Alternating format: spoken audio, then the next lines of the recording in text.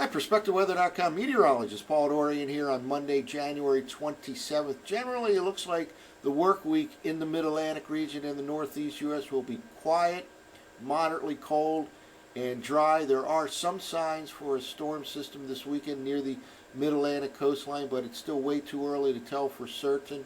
We'll talk about some of the players involved for this potential weekend system, and we'll start off here with kind of a bigger picture look going ahead for the next couple of weeks, looking at the 500 millibar height anomaly pattern here.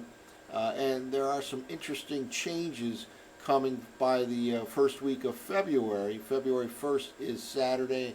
Looks like some interesting changes here coming for the first week and perhaps the second week of the month of February.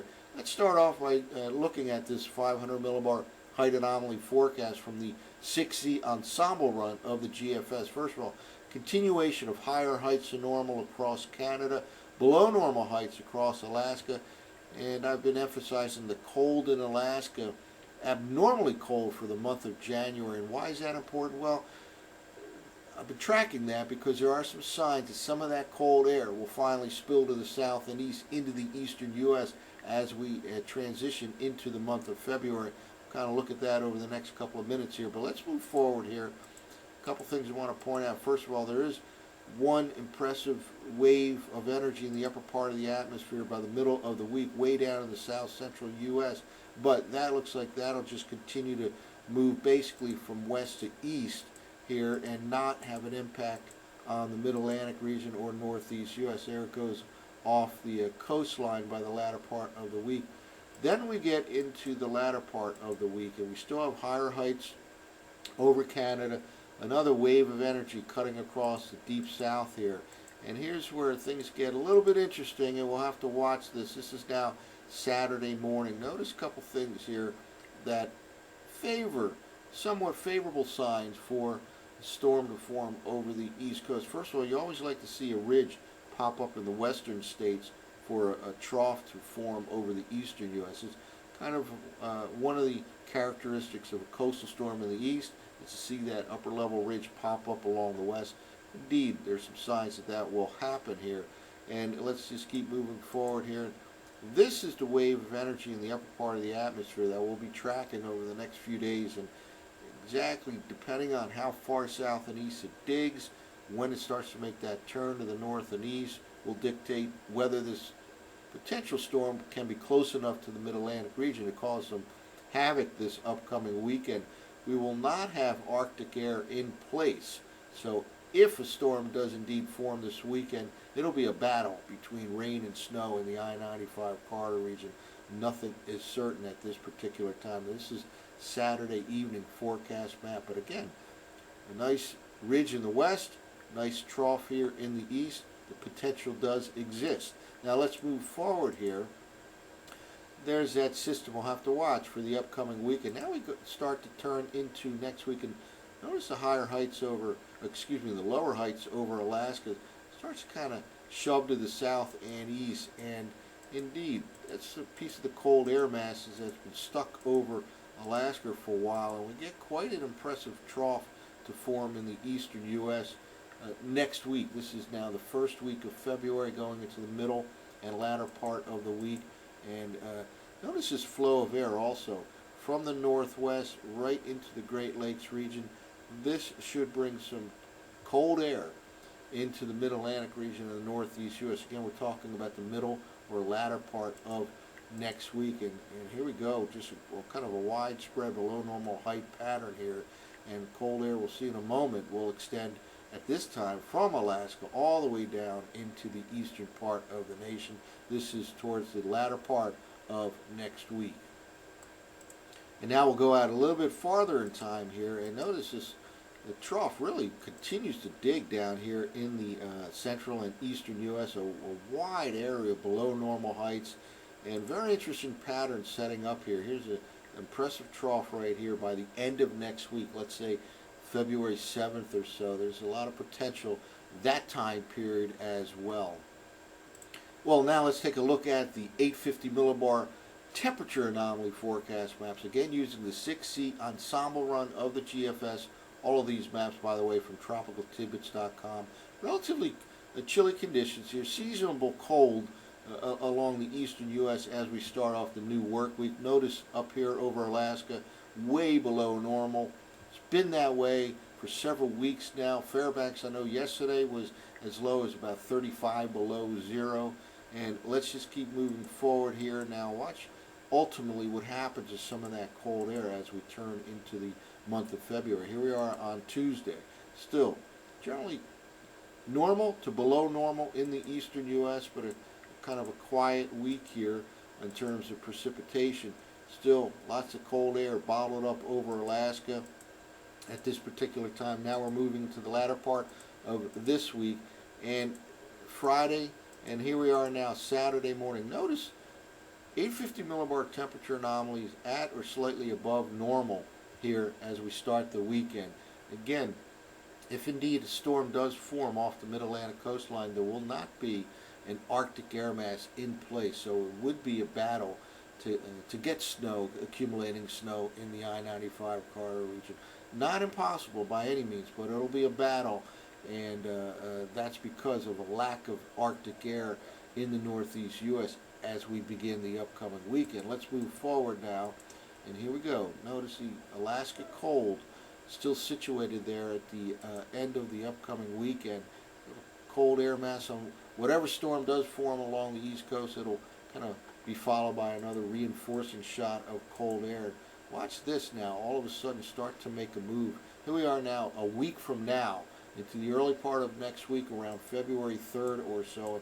See what happens here. That Alaska cold starts to make a lot of inroads into the central and eastern U.S. by the middle part of next week.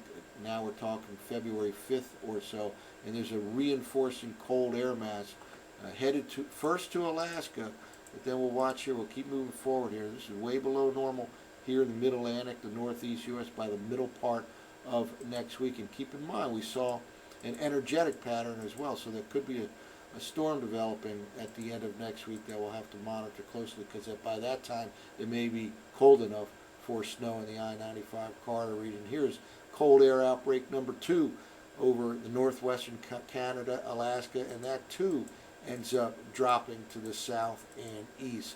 So quite an interesting pattern setting up as we evolve through the first week or so of the month of February. Well, let's now focus on the threat for this upcoming weekend. Again, I think there may be a threat at the end of next week, around Friday, February 7th or so. Let's talk about this weekend. We just looked at one of the signs of a potential storm along the East Coast this weekend actually is an upper level ridge popping up in the western U.S. That is a characteristic for East Coast storms, is that ridge popping up in the west. Another thing that is kind of a favorable sign is this particular teleconnection index known as the North Atlantic Oscillation. Look at this little dip that's forecasted right in this region right here. Goes from slightly positive to negative by this weekend. And that too is kind of a sign that there may be some East Coast storminess, maybe some blocking up to the north. So this, in addition to that upper level ridge popping up in the western U.S., is generally a favorable sign. It kind of sets off a red flag that something might form near the East Coast, and indeed, I think that threat does continue to exist for this upcoming weekend.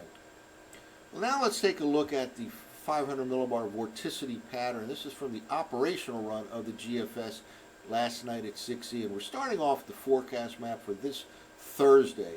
The reason I want to start off here is this is the time right in this location where the all-important upper level wave of energy for the weekend threat will actually be on Thursday morning, right here at this time from the northern Pacific Ocean, dropping south and east. Only at this time does it approach land over the western part of Canada. So the bottom line here is we may not know the answer about the weekend until Wednesday, Thursday time frame, when this wave of energy finally moves on over land. And watch what happens at this time. Here it is right in this region right here. It generally moves to the east And then right in this region by Friday afternoon, that's this Friday afternoon, it's now ready to make that drop to the south at this time.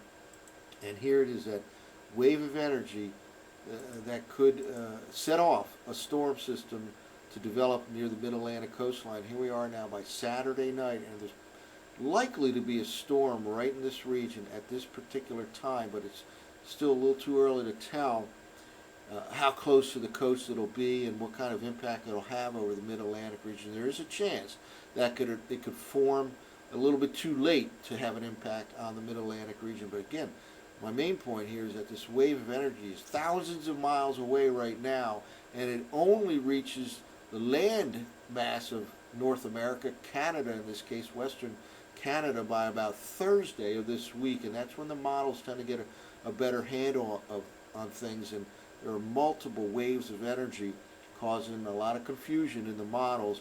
And here we go. This is by Saturday night. This is the wave of energy of importance for that potential for the upcoming week. And eventually it turns to the north and east. Will it develop a storm quick enough to impact the mid-Atlantic region with snow or rain? A little too early to say. Well, let's now take a look at the surface maps from the 6E GFS model run. And right now, this particular model run kind of forms that storm a little bit too late for the mid-Atlantic region. It's a close call, but it's quite a bit different than yesterday morning's run, for example, which had a strong storm off the mid-Atlantic coastline that indeed had an impact of snow and rain in the mid-Atlantic region. So let's move forward here. And again, generally a quiet but moderately cold week, and the breeze will be noticeable over the next 48 hours or so. There is a pressure gradient here, and we'll definitely notice it on Tuesday, for example. This is the Tuesday morning forecast map, and we talked about that first wave, an impressive wave, but it stays to the south here of the mid-Atlantic region as it basically moves from west to east, impacting the southern part of the U.S. and then into the southeastern U.S.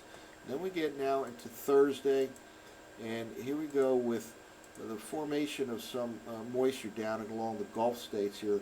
Keep in mind that wave of energy is now starting to drop south and east from central Canada into the heartland here, and then ultimately a storm will start to form here. Nothing all that impressive though on this particular run, and you can notice not a real cold Arctic air mass in place here on Saturday as we begin the weekend. Low pressure here. Now again, this is going to probably go back and forth here between a strong system and a not so strong system for the next couple of days. In fact, I think it may take until Wednesday or Thursday until we have a more consistent handle on this particular system here. But this GFS run kind of has, some precipitation in the Mid-Atlantic region by Saturday night, but a relatively weak system that doesn't really get going until until it's well off the coast. And again, it's all the timing of that upper level support that is still thousands of miles away and only approaches land in North America on the day Thursday. So we'll continue to monitor this threat for the upcoming weekend until we get there. Quiet, moderately cold, and relatively dry conditions for much, if not the entire work week here in the Mid-Atlantic region and Northeast U.S. That's it for now. For PerspectiveWeather.com, I'm meteorologist Paul Dorian.